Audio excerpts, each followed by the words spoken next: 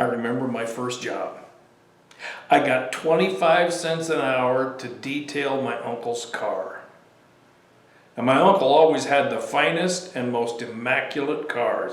They were big and shiny, usually black with red interior. I was so proud of the outcome of my detailing effort.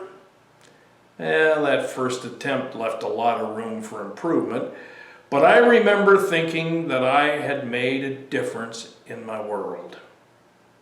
Years later, I worked for a farmer watering his crops. Andy was a joy to work for.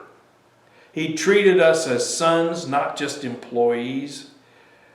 I worked my way up to being in charge of the irrigation crew.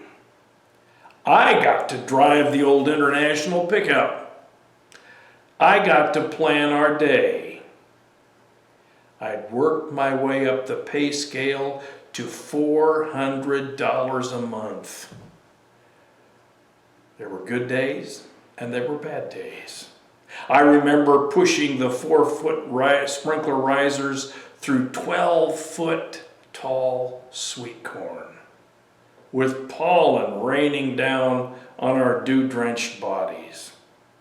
I also remember being very hungry and following Andy's example, pulling off one of those huge ears of ripe, plump corn, biting down, causing that sweet yellow juice to run down my chin.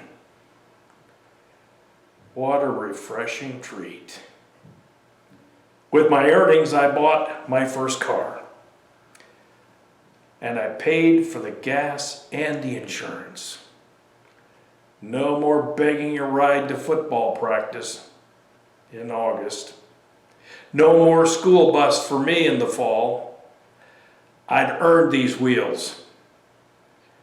I was proud of that 1962 Rambler Super, as proud as I was of any of those big black shiny cars I'd cleaned for my uncle.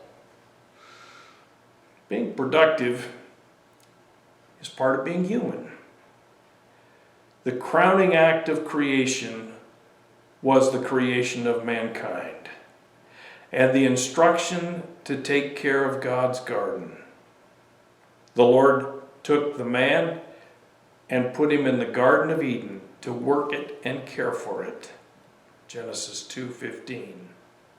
It's natural to feel satisfaction at a job well done, whether it's a vocation or an avocation. When Cain killed Abel, his punishment included cessation of ability to work. The Lord said, "What have you done? Listen, your brother's blood cries out to me from the ground. Now you are under a curse and driven from the ground, which opened its mouth to receive your brother's blood from your hand. When you work the ground, it will no longer yield its crops for you. You will be a restless wanderer on earth." Cain said to the Lord, "My punishment is more than I can bear." That's found in Genesis 4:10-13. This pandemic we are in is traumatic, partly because it stops us from doing what brings fulfillment and joy. We can no longer do the things that complete who we are. We cannot interact with others freely. We cannot be a personal benefit to those we love and care for. This runs cross-grained to who we are created to be. It doesn't feel right. But this is not a life sentence. We will get through this. We will return to community activities that do bring us joy.